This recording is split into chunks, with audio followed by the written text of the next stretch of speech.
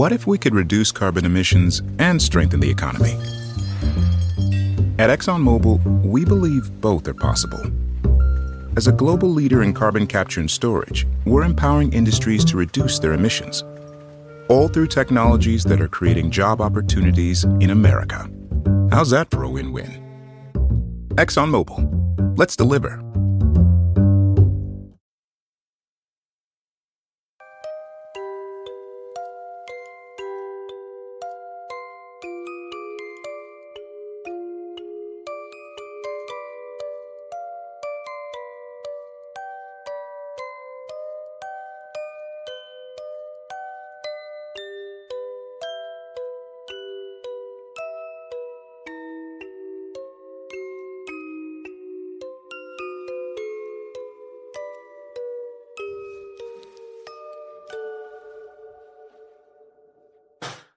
Welcome to another episode of Fringe Beyond. Do you think they might pick that up? Limits. I hope so. Limits. We'll find out. Keep repeating. Limits. Yeah. Limits. Every time I pause, you just say limits. Limits. All right. So how's everyone doing? Dandy. Dandy. Yeah. Sunshine. Aight. Anything fun and exciting happening? Spring. Spring is upon us. Mm-hmm. April showers brings May flowers. What do May flowers bring? Bees. Pilgrims. And I'm allergic to bees. Because you're bees in the trap? Because, yeah, that's true. And actually, I think I grew out of my allergy. Because I want to say 2 years ago, Missy and I were sitting at a bar on the patio watching the Cubs game. And bee flew over and just stung me. Just walked up and was just like, yeah, I'm going to murder myself and try and take you out. Yeah, I'm like, dude, easy. And thankfully, nothing happened. But she's like, oh, we got to go. I'm like, no, we don't. We're fine. My fruits are all slow. I don't need to go. I'm still drinking my beer and watching the Cubs. Yeah. Game's not over. I still had beer and wings. I'm like, absolutely not. Not going anywhere. But that sounds good right now, beer and wings. It does, kind of, yeah. Like he's in the mood for wings. Like good bone-in wings. I like boneless. I don't like bone-in. It's too much work. I'll eat boneless because it's easier. But if I had a choice, I will just sit there and chomp on. Do you need a room? I do. Okay. I do. Did I ever tell you the story about my friend and the wings? No. I don't remember if I shared it on here or not. No. So we were up at Milwaukee watching Cubs-Brewers game. Mm-hmm. And obviously we were drinking, and afterwards ordered some wings up to the hotel room. Mm-hmm. It's like 1, 2 o'clock in the morning, something like that.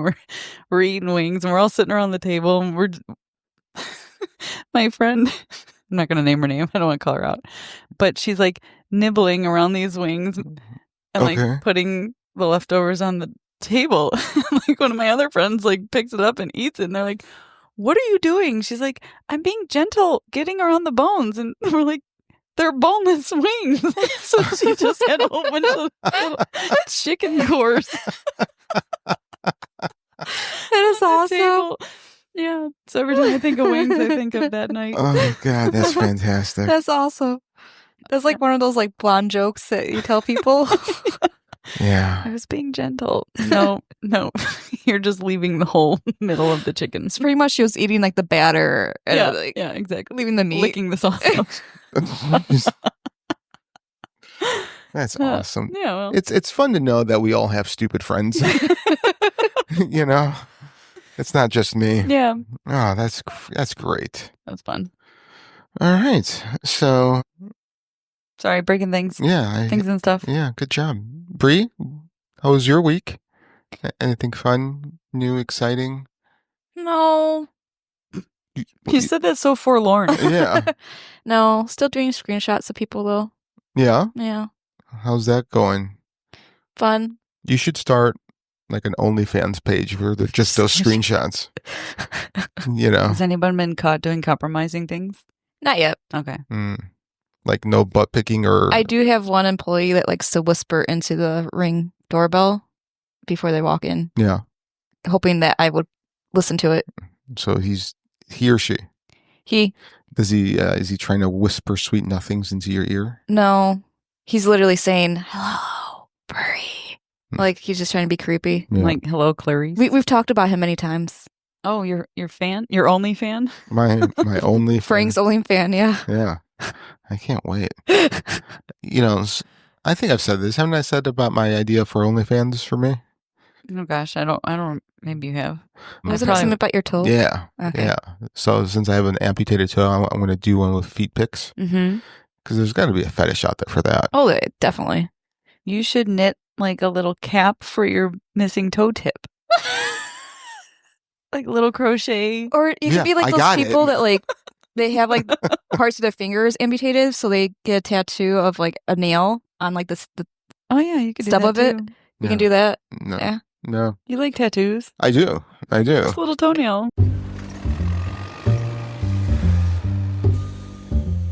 What if we could reduce carbon emissions and strengthen the economy? At ExxonMobil, we believe both are possible. As a global leader in carbon capture and storage, we're empowering industries to reduce their emissions, all through technologies that are creating job opportunities in America. How's that for a win-win? ExxonMobil, let's deliver. Yeah. No. If anything, I'd make it like a Lego, like a Lego guy. There you go. Yeah. It'd be funny though if all of your like tips were like amputated off and you got them all. Yeah, let's do that. Yeah, no, that's real fun. Let me finish, and then tattoo like the nails on them, and then go to pedicure. Be like, I'm ready. Yeah. No. Let's do that tomorrow. You start sanding your Jesus skin. Christ. No, I do get 10% off of pedicures now. Okay, that's nice. Yeah, heard that joke like 5 million times already. Yeah. I visited when I visited work when I got cleared to drive. I still wasn't clear to go back to work. So I'm like, I'm going to go visit. I just wanted to get out of the house. Like I couldn't get out of the house. And I made those jokes in front of like my owner and like everybody. And they're like, oh, you have a good sense of humor about this. I go, well, you kind of have to at this point, you know? I mean, the deed is done. Yeah.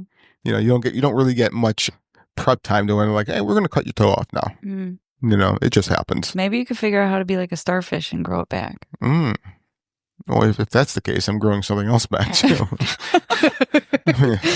I'm not going to. The other 6 inches? 2. Just give me another 2. What if you cut something off, but instead of growing it back, like it grew back like shorter, smaller? Well, that would suck. Then would it really be growing back then? I mean, it will grow back, but it's not as good as it used to be. I thought of a skit to do on like a SNL or like where instead of bad things getting transmitted during sex, only good things are and like talents. So like if you want to learn like accounting, you got to go like fuck a certain amount of accountants to get all their knowledge. Like if you want to be really good at basketball, you got to, fuck a really good basketball player a few times, and it just transfers over to them. So then blondes would be the smartest, most athletic people in the world. Here we go. You need a better sense of humor. I don't think so. I thought that was pretty funny. So yeah, no, but I did have that. I thought it'd be a pretty cool, funny skit. So anyway, I digress. Always. So, all right, perfect. Yeah, perfect. What keeps you guys up at night? Do you guys know? Do you guys even know what keeps you up at night anymore? Or is it just there's so many things? I'm just always up. You're just always up. Yeah, mine's always racing. Yeah, that was me in my 20s. I was always up, ready for action. Yeah. Yeah. Now it's like a sunset. With a green flash at the end? That'd be amazing. It's a white flash. But no, it just happens once a day. That's it. So, yeah. All right. So you guys want me to go first this time? Sure. Yeah. All right. So this is along the same story or conversation-esque thing from last time. So if we're all free, why does life still feel like a prison? Because they gave you the illusion of choice, not real freedom. You wake up when they say, work when they say, rest when they allow. That's not freedom, that's obedience. They drown you in distractions, new phones, shows, trends, so you never notice the cage. Try breaking the rules and watch how fast they turn on you. Freedom ends where non-compliance begins. Real freedom means isolation, responsibility, risk. Most can't handle that, so they choose the leash. So we're not really free.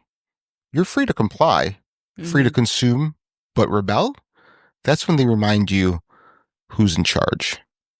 It's so true. Right? And it's so phobbed up. Yeah. Like, it is the illusion. Just like you go to the grocery store, you think you have the choice of what chips you want. Right. No, there's so many different kinds.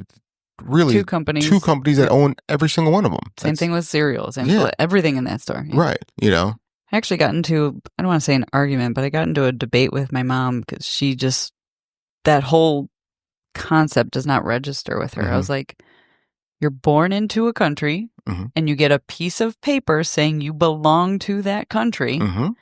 Try going out of the country without pieces of paper or documentation. You're not free. You can't just walk across a Canada border or fly to whatever country.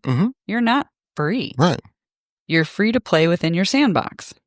Right. And that's all you get. Right. Play in your sandbox under somebody else's rules. Right. I didn't sign in a contract saying I agree to all these rules that my state, my country, my town, my whatever imposed upon me. Right. But the fact that I was born here says I'm automatically signed into it. It's servitude. Correct. Yeah. Correct. I will tell you though, I agree with all of that, but I'm happy I was born here and not somewhere else. Why? I mean, if you're born in like Afghanistan, like you have a pretty hard life. It's a hard knock life. It's a hard knock life for me. Yeah. You know what I mean? Yeah, but I feel like we're also fed the story that everyone else has it worse than us when I don't really think it's like it. No, I don't think that's true either, but I'm just saying, you know, we have a home. We have the... But you don't own your home. Everybody is borrowing their home because you got to pay mortgage and taxes and insurance. Living from place to place in a tent, like that's grueling. No, that is free. That's freedom. That is freedom. So maybe... Assuming the land you're on is not owned by someone. Right, yeah. Right. But so maybe I do choose the leash as well, because I mean, we have these comforts that it's nice. Well, I mean, it is. It's like the lesser of the evils type thing. Well, then also looking at it at my age, at 46, it's like I've lived this way for 46 years. I am not equipped to live the other way all of a sudden. Because it's planned that way. Yeah. It's planned that way. Right. So yeah, that kept me up at night. Yeah. That actually kind of goes into mine. Oh, nice. So I don't know if you've heard, there's been several different types of studies that, in a sense, predict our future. One of them was tested with mold and the other one was tested with mice. Have you heard of this? I think it sounds very familiar. Okay, so in a lab, scientist has a petri dish. It's got the perfect conditions. It's the right temperature. It's the right amount of sugars in food or whatever. And he puts, the mold in there, and then the mold grows and it multiplies, and it's in its own happy little utopia. It has everything it ever needs until it hits a critical mass, and then it starts killing itself and it drops off until it's completely dead. Okay. They did this similar sort of test with mice. It was they had a handful of mice. They had all the food that they could want, all the comforts they could need. There was no predators. They had access to everything. And for a while, living in this utopia, they were all getting along wonderful and they were multiplying and that sort of thing. After a certain point, the males stopped having interest in the females, and they went more towards like grooming and stuff. They weren't competing with each other. They were ignoring each other. They started like fighting and killing each other, and like it was just crazy until the society essentially collapsed. And they reproduce this over 25 times, and without fail, it happens every time they run this test. So it's just making me think, like, kind of your thing is, here's all the comforts. You have your electricity and your heat, and you have your phone and all the comforts that you can need. But even though we have everything we have where we don't have to fight for our survival, we're less and less connected, even though we're so digitally connected and all of that. And all those, it's, I feel like we're kind of coming to a tipping point. I mean, that is true. I mean, women are having birth children rates, less and less and less. And that's what the mice were doing. The mold was not reproducing. Right. Yeah. Right. And so maybe we've already hit that tipping point. We might be And over the edge. That's interesting. Yeah. I have heard of that. Now that you explained it, Yeah. I have heard of that, and that's really, really interesting. It's just wild. Where are we on that scale, spectrum? On that spectrum. Yeah. I from the looks and sounds of it, I think we're over.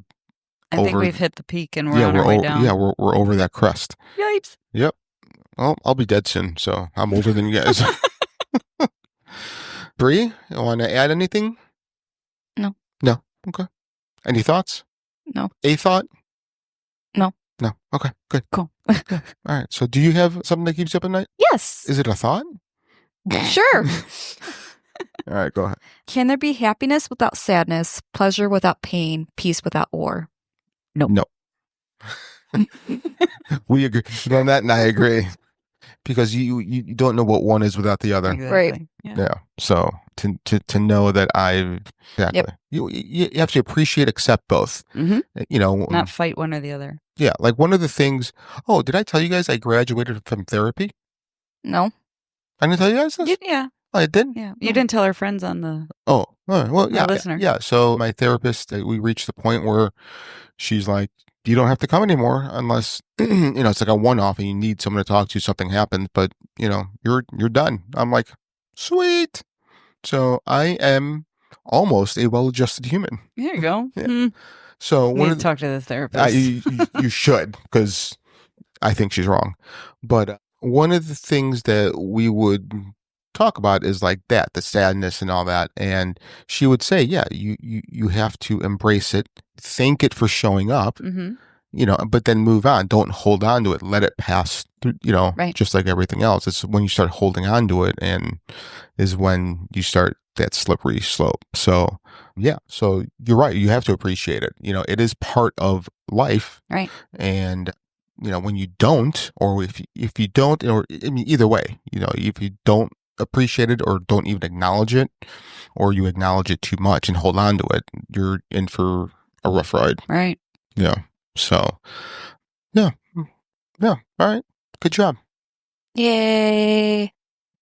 Why are you golf clapping? You said a good job. So I was clapping. That does not sound like clapping to me at all. I know. I just realized that. I'm like, that does not sound like what I'm trying to do. That's No. no. I'm just waiting for a good. I really hope this actually got in the mic. Yeah. Oh, it did. I did. I think people are going to think I was jerking off now. Thanks. You're welcome. All right. So anyway, what are we doing today, ladies? Governmental religions. Governmental religions? Yeah. Wow. I'm excited. What is a governmental religion? The Atomic Priesthood. Ooh. Bree, do you know anything about this? Nope. Okay. Do you know anything about this? I actually don't. So I'm ready for this one. This is going to be good. Are you ready for some Atomic Priesthood? Are you ready for? Are you ready to rumble? Hey, she contributed. Yeah. Good job. It might be the only time this episode, so yay. Good job. You? I know. So Okay. yeah, the Atomic Priesthood. Remember that time when the U.S. Department of Energy decided to start their own religion? No? Today we delve into the topic that sounds like it comes straight from the pages of a sci-fi novel. Yet it's a real, ongoing discussion, the Atomic Priesthood. The concept might remind you of ancient legends, the preservation of sacred knowledge, or even the myths of humanity's destructive past. But what if those ancient tales hold more truth than we've realized? What if they connect directly to our modern-day struggles with nuclear energy and its long-term consequences? Stick around as we explore this fascinating and sobering topic.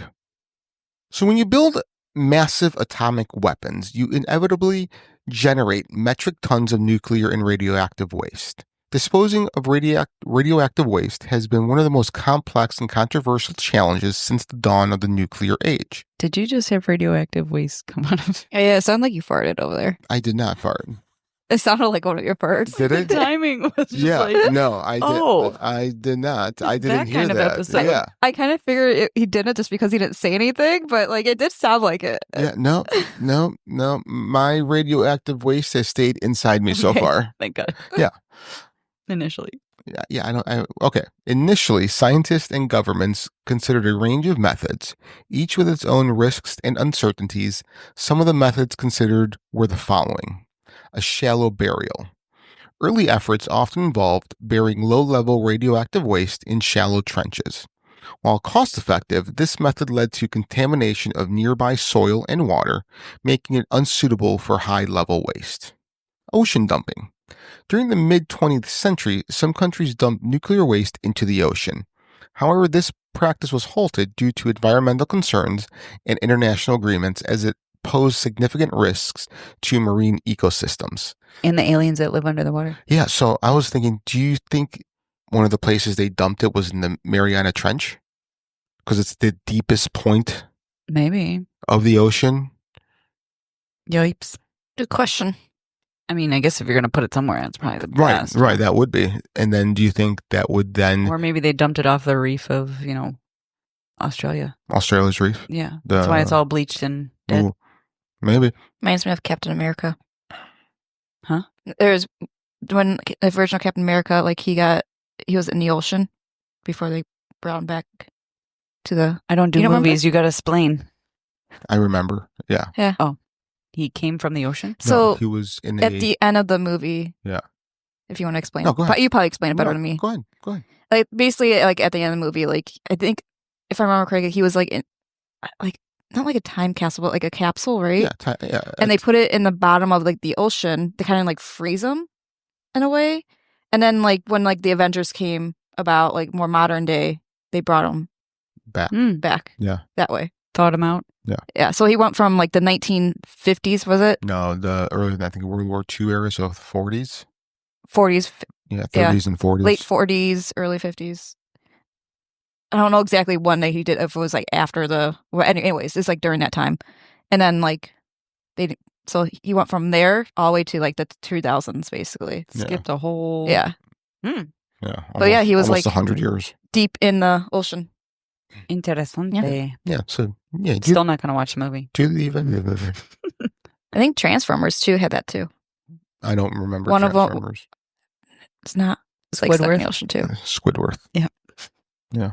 Megan Fox. Yeah. Yep. Outer space disposal. Sending nuclear waste into outer space was proposed as a way to permanently remove it from Earth. However, the cost, technical challenges, and risks of catastrophic failure rendered this idea impractical.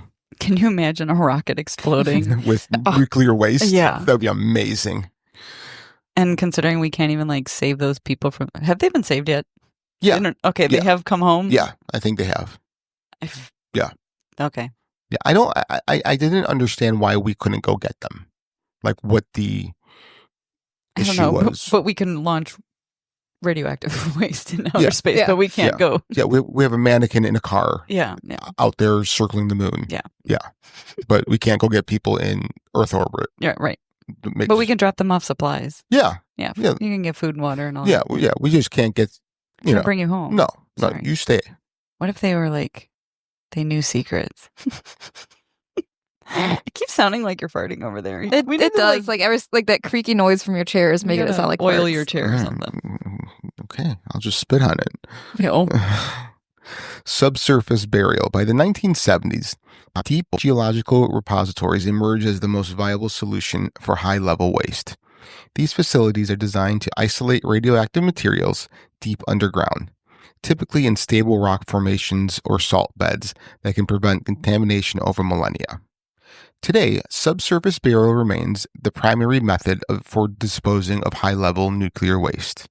Facilities like the Waste Location Pilot Plant in the United States and Finland's Onkalo Repository represent state-of-the-art efforts to secure radioactive materials. These repositories are located deep underground in geologically stable areas, minimizing the risk of leakage or human interference. I hate leakage. I hate seepage. Seepage. Like that basement commercial, they're like, Yeah. got seepage. Yeah. Ew. I'm like, oh, how did you know?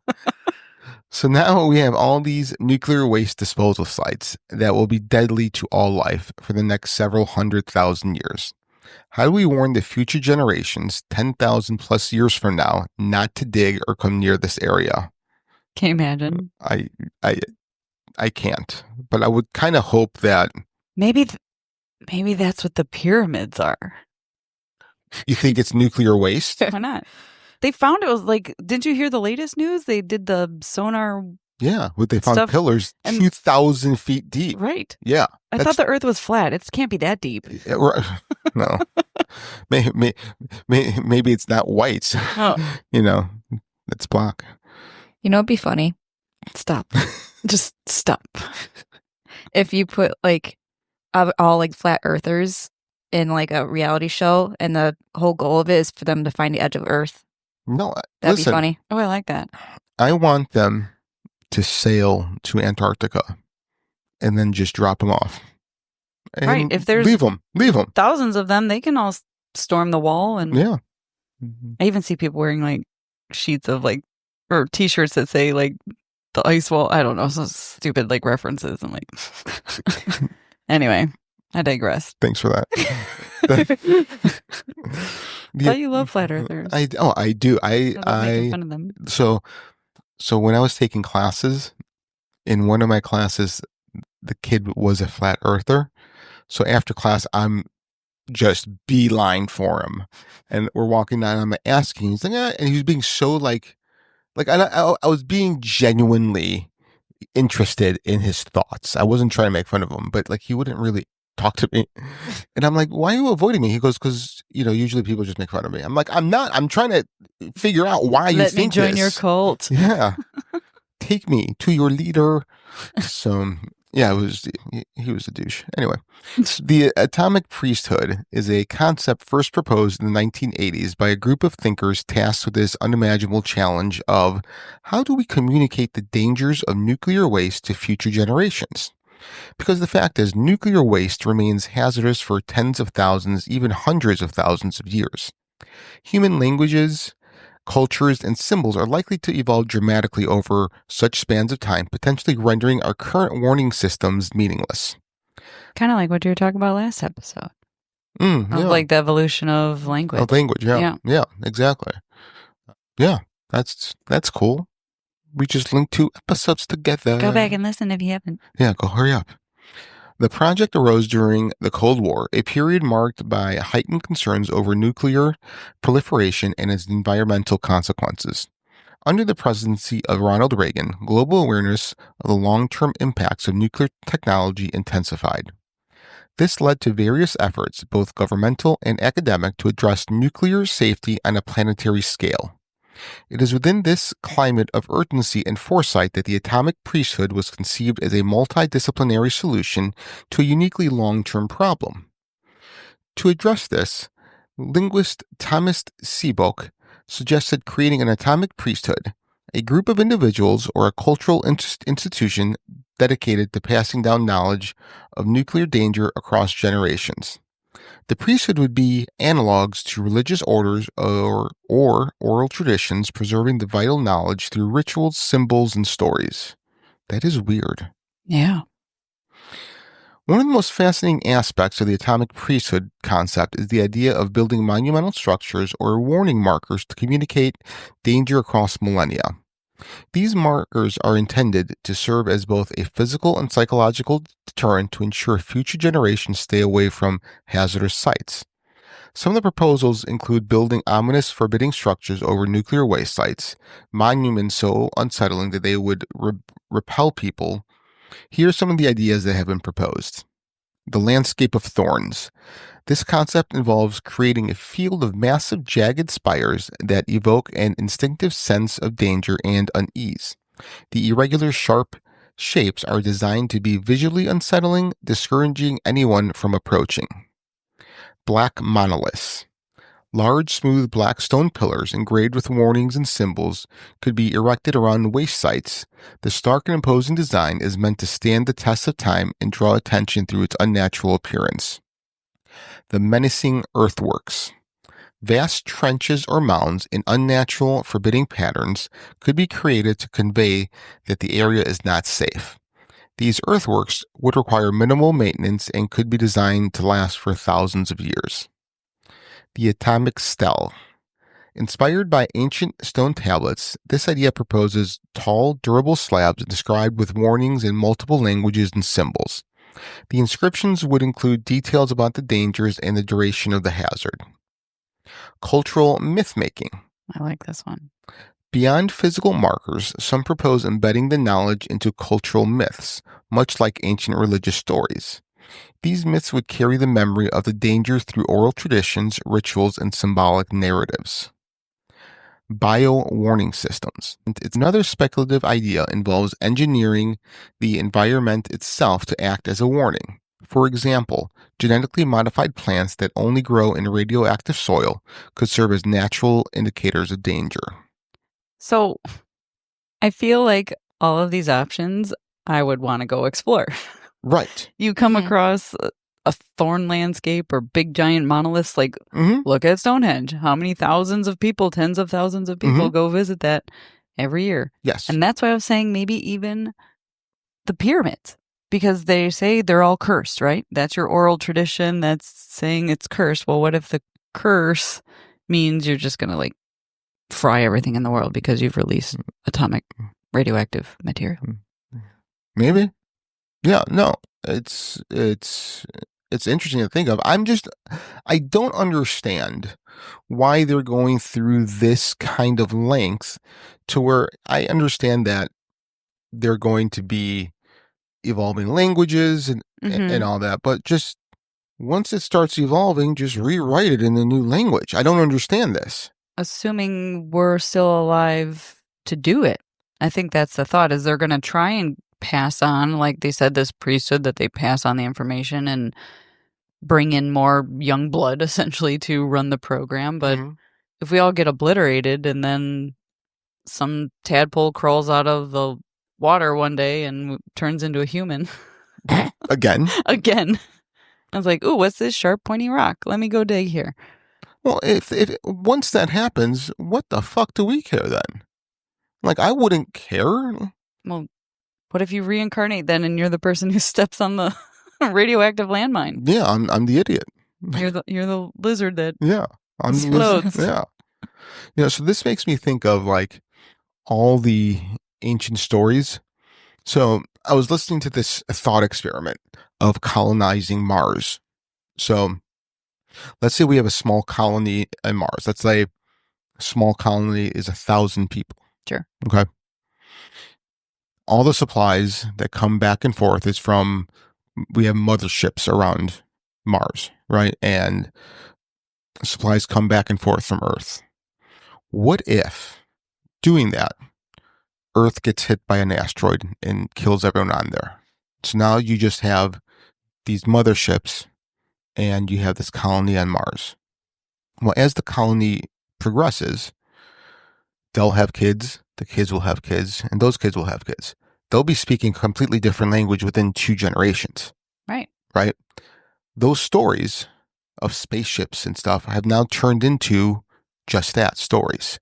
Because fuel runs out of the motherships, or maybe there's a battle. There's 2 different factions. Right. That they battle out in the skies. Or the gods come down and bring us supplies. Right. The gods and the ships. Right. And then they leave. Exactly. Yeah. So this all sounds like everything from the past. Yeah. You know, we're just on a record. Right. A flat earth record. Right. Fuck you. Flat earth. So, but for real. Yeah, no, but I mean, that's exactly what it sounds. It sounds like if we went and colonized Mars and something happened to Earth. Right.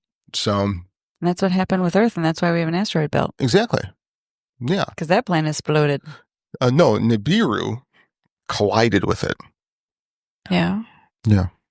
And that's why there's an asteroid belt now. You're an asteroid belt. You're just an ass. I'm just an ass. Troid. Yeah. I was being nice and added the troid.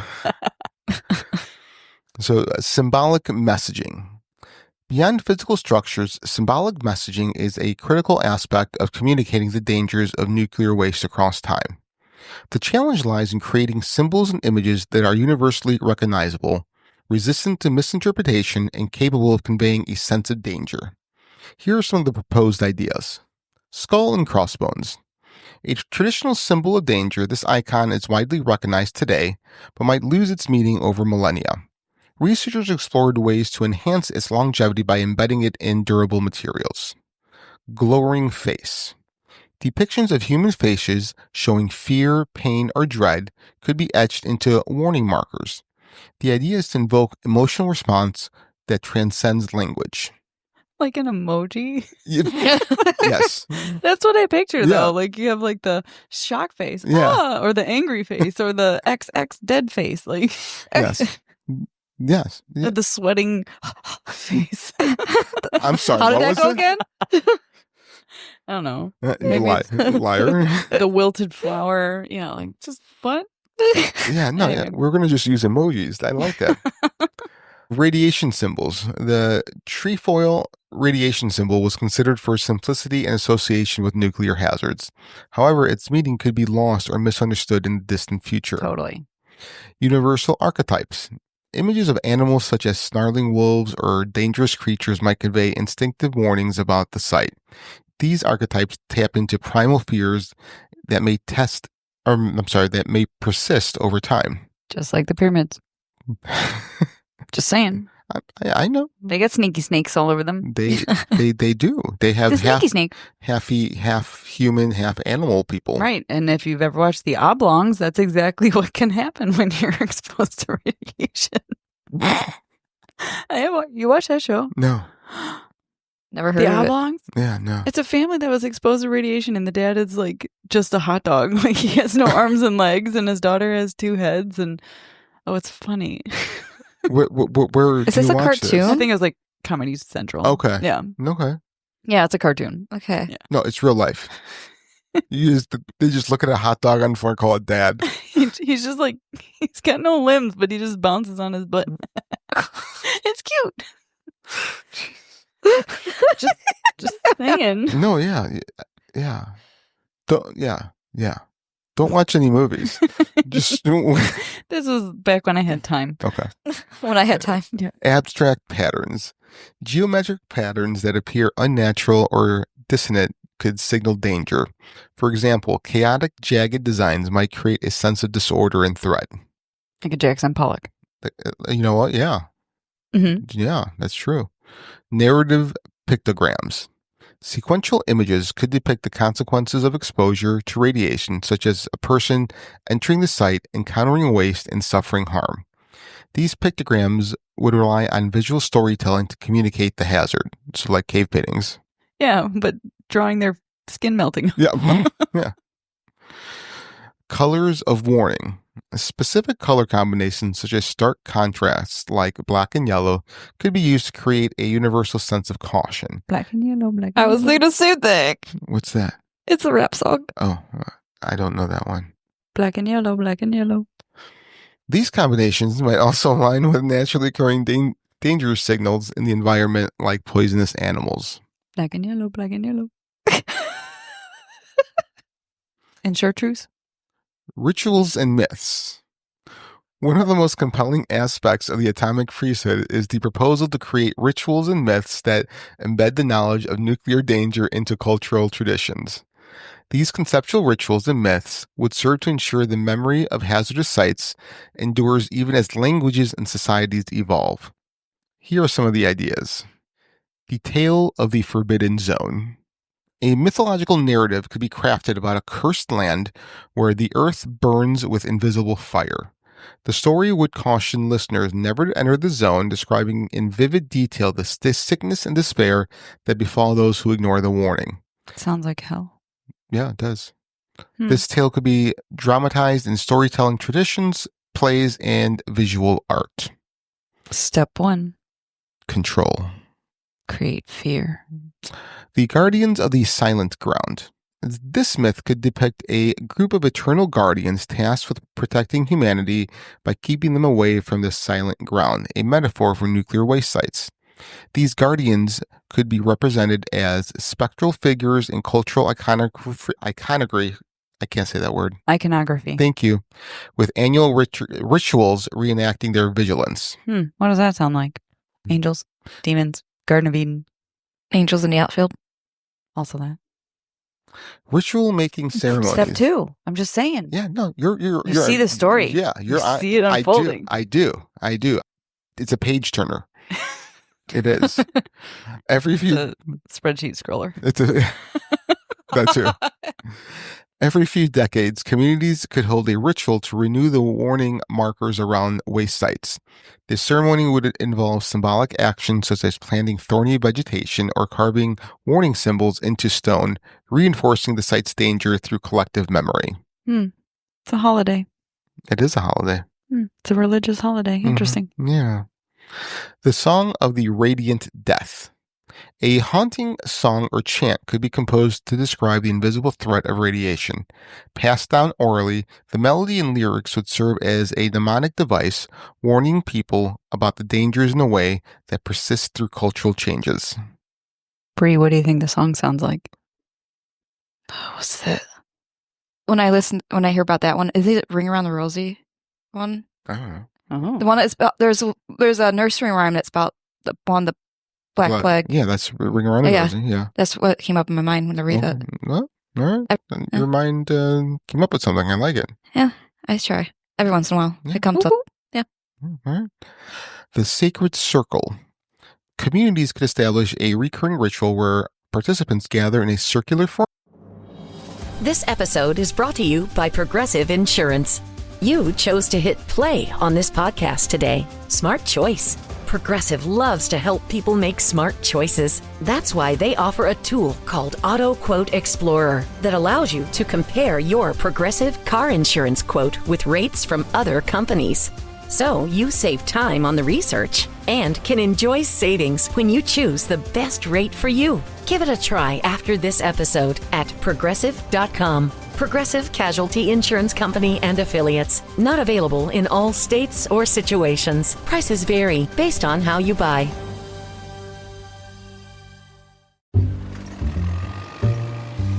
When it comes to reducing carbon emissions, the heaviest industries face the toughest challenges. That's where we come in.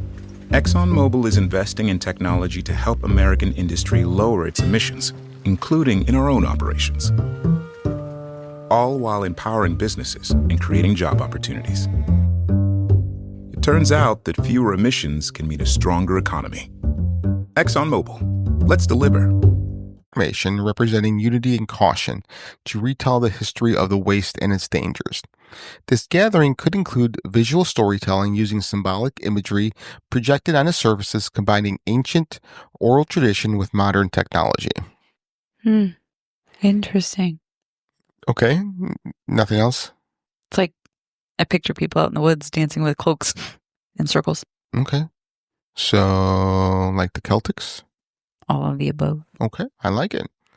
You have a very intense stare when you were talking to me just now. Yeah. Okay.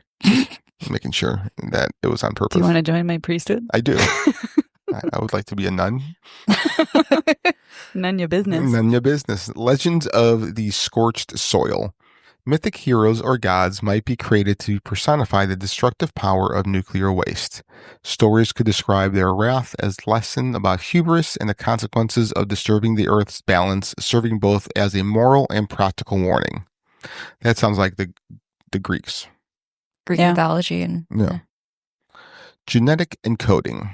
Another futuristic and highly speculative approach to ensuring the dangers of nuclear waste are communicated across time as genetic encoding and DNA bioengineering of organisms. The idea involves using biological markers or modifying living organisms to act as natural indicators of radiation hazards. Here are some of the conceptual practices that have been proposed. Glowing animals. One of the most famous proposals is to genetically modify animals, such as cats, to glow or change color when exposed to radiation. This idea stems from the notion that humans have a strong emotional connection to animals, particularly pets. A glowing or color-changing cat would serve as both a warning system and a symbol of danger. While this concept is technically feasible using bioluminescent genes, it raises ethical questions and practical challenges. There is actually fish out there Yeah. that do that. Yeah. And some of them you can buy as pets. Yeah. You just can't put them outside the water on land. No, but it's supposed to like sense it inside the water. Yeah. Yeah. So you just want like a bunch of fish bowls around it? Yeah. Duh. Okay. Who's going to feed them? Not me. Okay. Okay. You. Sure. Yeah. Yeah. Well, okay. Bioengineered plants. Plants could be genetically altered to grow into radioactive soil or to exhibit visible changes in color or structure when in proximity to radiation. These plants would act as environmental indicators, signaling the presence of contamination through their appearance. DNA-based messages. Another idea is to encode warnings about nuclear hazards directly into the DNA of long-lived organisms. For example, microbes could be engineered with genetic sequences that, when decoded, reveal information about radioactive danger. This approach assumes future civilizations will possess the technology to interpret these genetic messages. Symbolic genetic patterns. Certain genetic traits could be engineered into animals or plants to symbolize danger, such as specific patterns in their fur, leaves, or shells. These patterns would need to be both durable and interpretable by future generations. Synthetic biomarkers. What's up? I was just going to say, if you ever wondered why your taxes are so high, it's because we're spending money on bullshit like this. Yeah, pretty much. Throwing it out there. Yeah, no. Agreed. So, yeah, synthetic biomarkers. Microorganisms could be designed to thrive in radioactive environments and emit detectable signals such as luminescence or unique chemical compounds. These organisms could be strategically placed around waste sites as living warning systems. Cultural integration of bioindicators. To enhance the longevity of these genetic warnings, the organism could be integrated into myths or rituals. For example, a legend might grow around a radiant cat that glows near cursed ground, embedding the warning in both the biological and cultural fabric of society. But again, like, how many other cultures out there have said this mountain is sacred, this land is cursed, and some other culture comes in and says, I don't believe in your hubbub, and I'm going to go build, dig, do whatever on it. 100%. It's happened every single time. Every time. You know, there's never been a time it has not happened. Exactly. Because there's always idiots like us, like, oh, we're going to go. I don't believe in it. Yeah. All right. So we're fucked. The idea of an atomic priesthood isn't entirely new. Throughout history, humanity has developed ways to preserve knowledge through religion, myths, and monumental architecture. Let's look at a few parallels. Religious orders. Much like the scribes of ancient Egypt or the monks of medieval Europe, the atomic priesthood would be tasked with safeguarding knowledge for future generations. These historical examples demonstrate the power of organized knowledge-keeping institutions. Legends and myths. Many ancient myths warned of catastrophic events, floods, fires, and wars that reshaped the earth. Could these stories passed down through oral traditions have been early attempts to preserve collective memory of real disasters?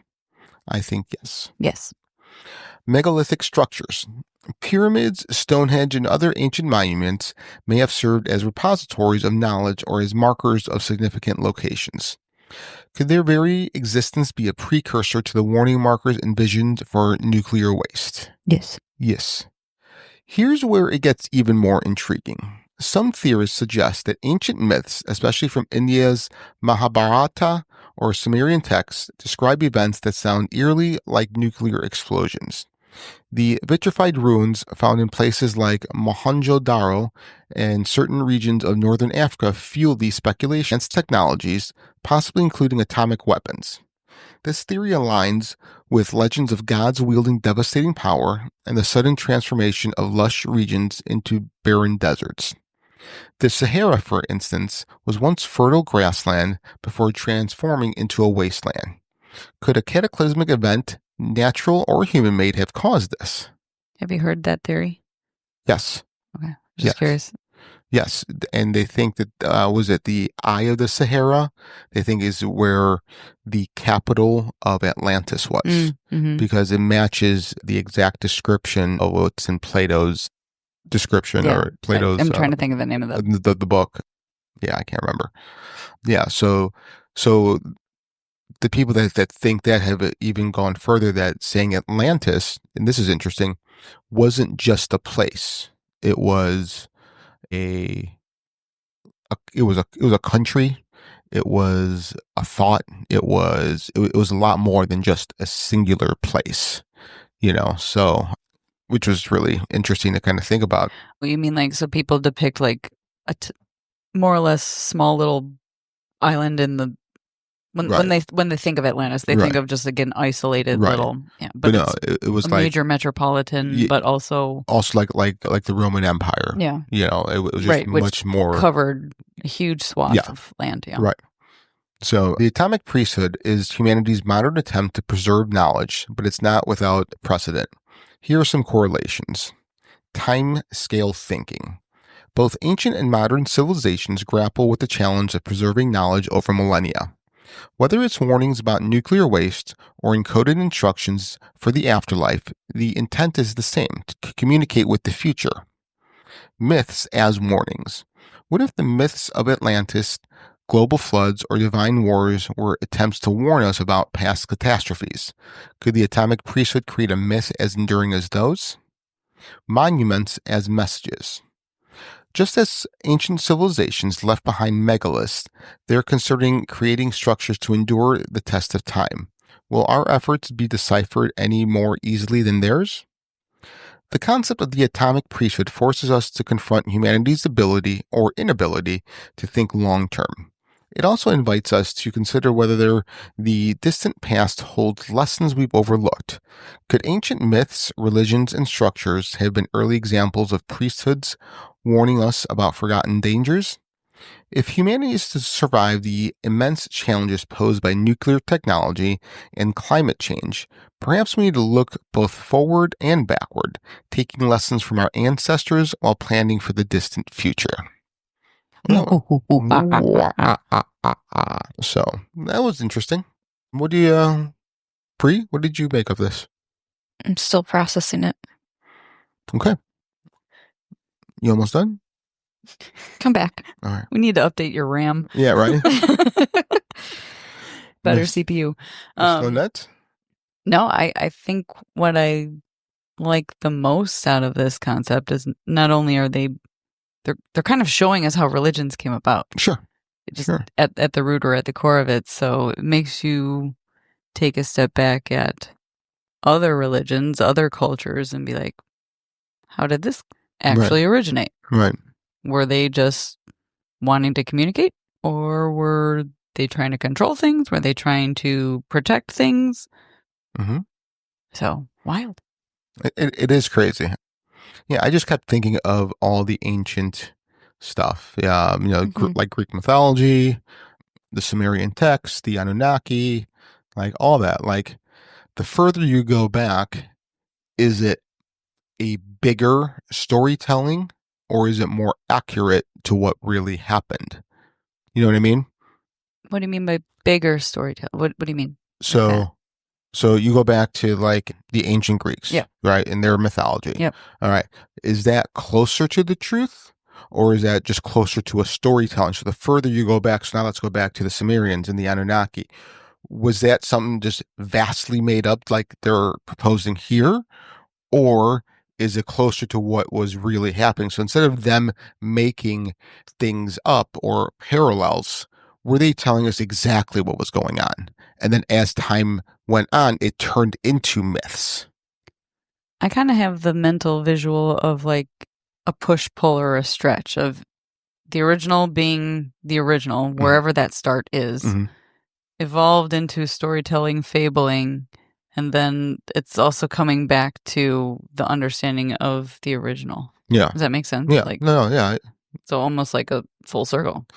So would you say that the more advanced humanity gets, the closer we are to understanding that those myths were actually real things that happened? I think so. Yeah.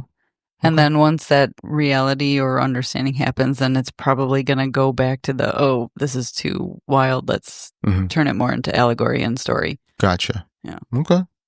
Yeah, no, I like it. So, Still processing. still processing? No. Good. The more we talk about, like, I keep thinking about how this ties into a lot of like the conspiracies we get with like how you kept mentioning the pyramids, the Great Pyramids. Then you got like the Stonehenge. You got, was it Easter Island? Mhm. Yeah. And like the Great Wall of China. Like there is so many stories behind it and so many conspiracies behind it. Like, is that like Mhm. what Yeah. you were saying? Is it actually some of these stories actually being true, or is it like parts from each story, each conspiracy, put them together? Yeah. Is that the true thing? Yeah. Yeah. You know, the Mawa Mawas, is that what the statues are called in Easter Island? I can't remember. Something like that. If you're Um, pronouncing it right, but yeah. Yeah, so they kind of figured out how they moved them. So the story that the locals, the natives say, is that they walked. The statues walked Mhm. where they're at. So they put together this reenactment to where they had ropes tied around them, and they had a group of people on either side of them. So they would rock them back and forth. So the statue did walk. Right. Just when you're moving a heavy piece of furniture, you Right. walk it across the floor. Right. So I thought that was really interesting, Yeah. and then like all these different civilizations with no contact all have a flood story, They all have a flood. so that And they all doesn't- have very similar creation. I shouldn't say all, but most of them have very similar creation Yeah. stories. So that tells me, regarding the flood story, is that something did happen. Mm-hmm. It doesn't tell me that it gives it less credibility. It gives it more. When there's more people witnessing something, and Right. explaining it very similarly, right? We get too caught up in the nuances of the storytelling, right? Well, he said it was on a Thursday, but he said it was on a Wednesday. Well, listen, it fucking happened. It doesn't matter Right. what day. Yeah. So yeah. What do you got over there? I just looked up to see what the statues are called. Oh. It's MOAI. Moas. Moa. Sure. Yeah. I thought it was like a double Moa. But maybe It's just one. Just one Moa. All right. Anything else? That was a good topic. I liked it. Yep. I like it a lot. I like it a lot. Yeah. I like it. I love it. I want some more of it. Yeah. We're gonna just change our opening song to To the Bree Show. to Bree freestyling. Bree style. Bree style. Ooh. Yeah, there we go. There's a t-shirt idea. Bree style, and all the words are misspelled. And words that don't even exist that I made up. Yeah. Yeah, I like it. That Like mind t-shirt baffle. idea. Put it on the list. Yeah.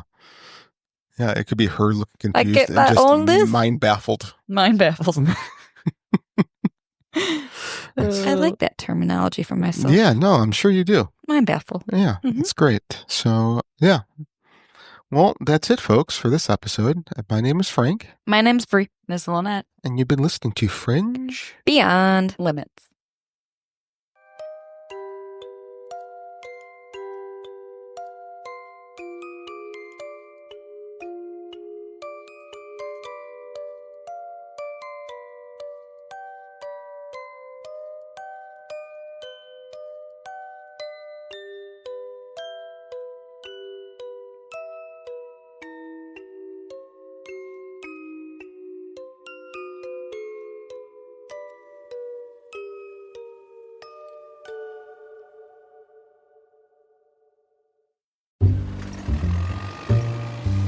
When it comes to reducing carbon emissions, the heaviest industries face the toughest challenges. That's where we come in. ExxonMobil is investing in technology to help American industry lower its emissions, including in our own operations, all while empowering businesses and creating job opportunities. It turns out that fewer emissions can mean a stronger economy. ExxonMobil, let's deliver.